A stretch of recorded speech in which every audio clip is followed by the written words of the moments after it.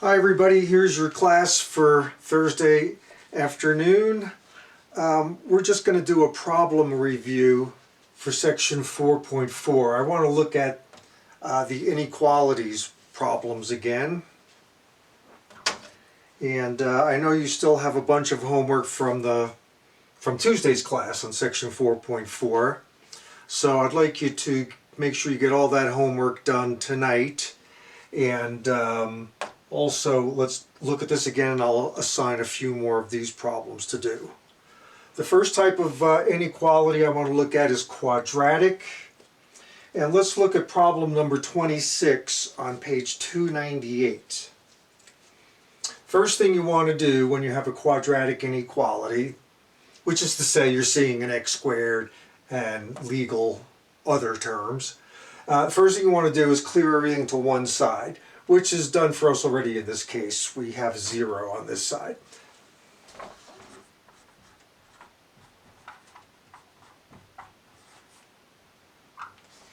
Now the first thing we want to do is write the associated equation, which just means replace the inequality sign with an equal sign. And now we'll solve this in the usual way.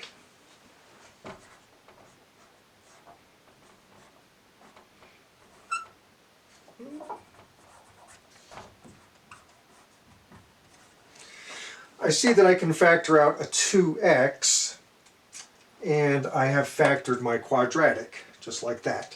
This is an easy one because there's no constant term, right? You just factor out x and maybe a constant. In this case, the constant is 2.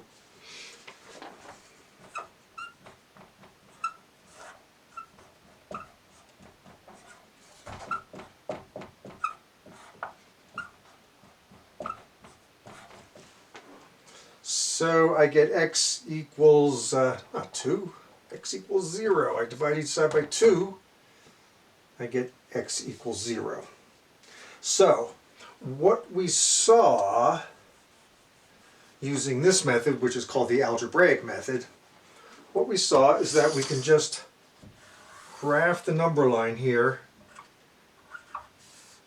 and indicate these two roots of the associated equation.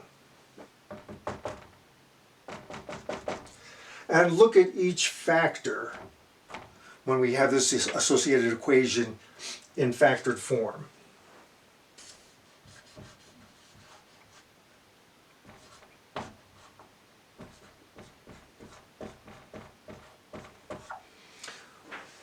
We'll examine what the signs are of each factor. X minus 4, 2x, and then the product of these two factors, which is our associated equation.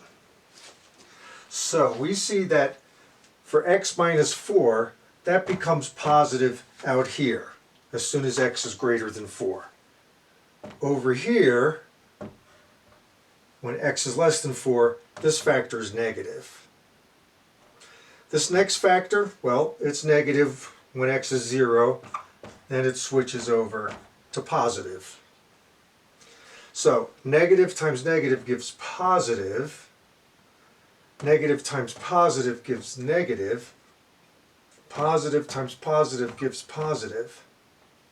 So we see that the associated equation in factored form, well, this is going to yield a positive number. These two factors multiply together here and here. But we want negative. We want this thing to be negative. So here's our answer right in here.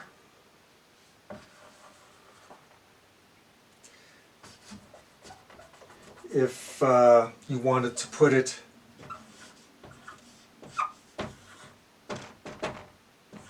in interval notation, you would write this. Notice it's open on both sides. We're not including the endpoints. All right, that's using the algebraic technique. Let's use the graphical technique.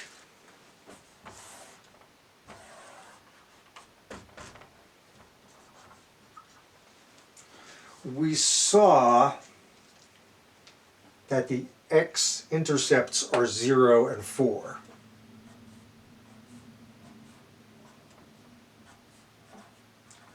There's 0, there's 4. And we see that the, well, of course, the y-intercept, oh, let me back up for a second here. When I go to graph this thing, I am going to take my inequality and think of it as a function, right? With everything cleared over to one side so that zero's on the other, I will take the quadratic expression and set it equal to y. And this is the curve I'm going to graph. Of course, it's a parabola, right? The vertex of the parabola, of course, is going to be halfway in between the x-intercepts, since a parabola is symmetrical. So at x equals 2, we have our vertex, which turns out to be -8, or something down here. And that makes sense that we got a negative y value here, because this opens upwards. 2 is a positive number, so therefore the parabola opens upwards.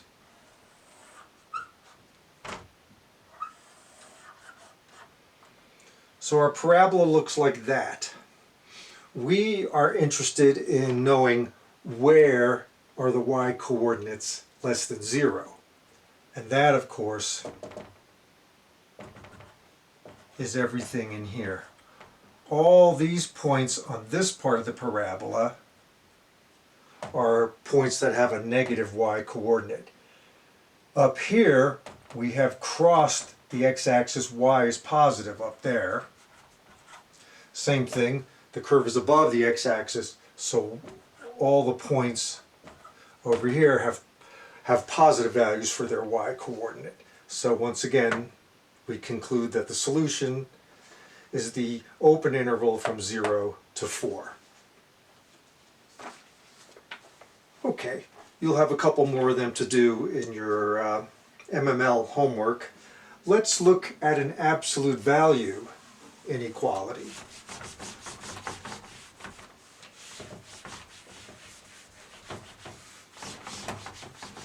These are important problems, and you're likely to see them on the final exam.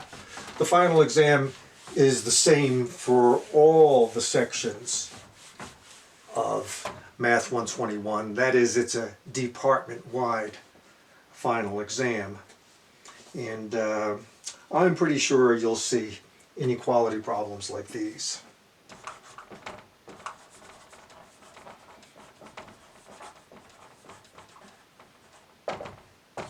So let's look at an absolute value inequality.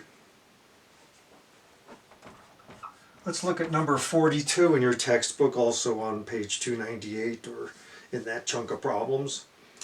And we have the absolute value of the quantity x plus 8 greater than 7. And once again, we'll solve this algebraically, then we'll go over here and take a look at the graph.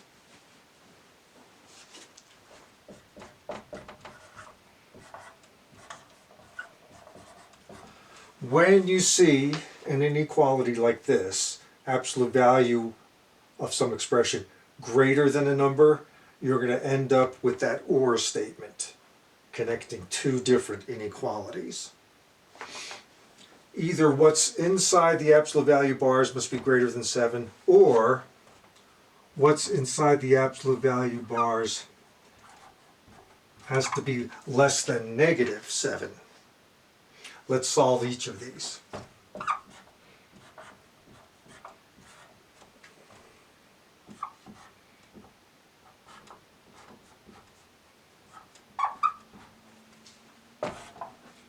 There we go.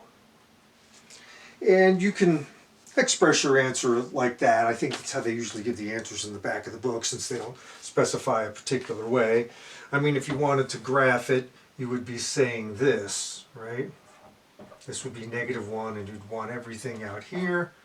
This would be -15, and you'd want everything out here. And of course, they're half open intervals. That is, the endpoints are excluded. Okay. How would we do this graphically? Well, we would want to take the original inequality and clear everything to one side, leaving 0 on the other side.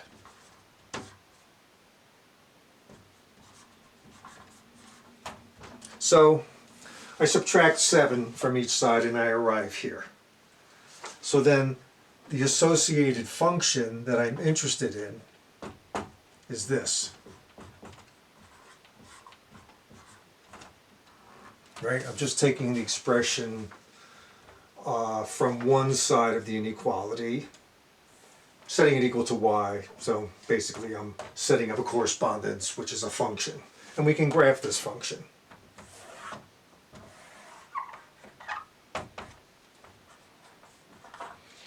Now, since I'm subtracting 7, I know that down here at -7 is where the bottom of my graph is going to be. I know that it's going to be a V that opens upwards because there's no negative number multiplying outside the absolute value bars, and there's no minus sign in front of that X. So there's going to be a shift of 8 because of that 8 in there, and it's going to be to the left. So I'll change my scale and I'll call this -8. So that means that down here is going to be the point of my V-shaped graph. And if I carefully graph this thing,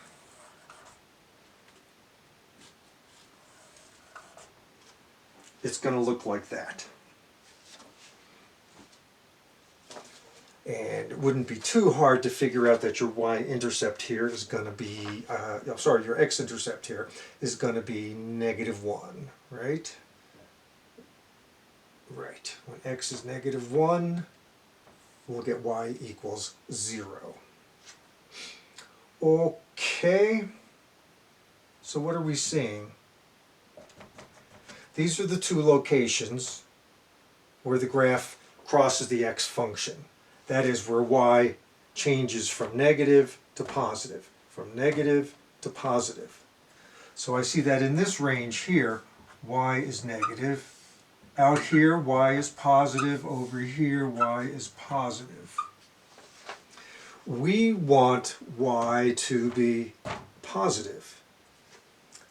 So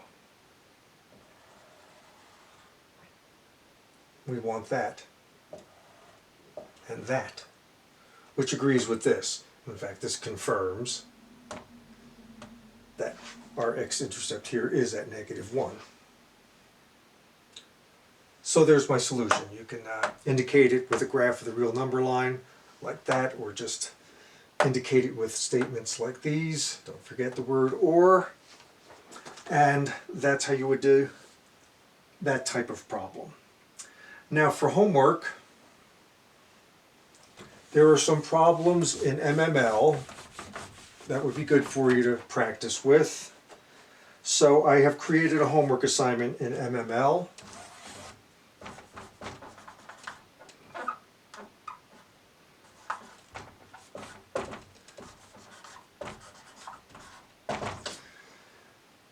I called it Homework 4.4, 4 problems. 2 of each of these. So work those out and get all your homework done, and we'll check out any questions on homework on Friday. Thanks.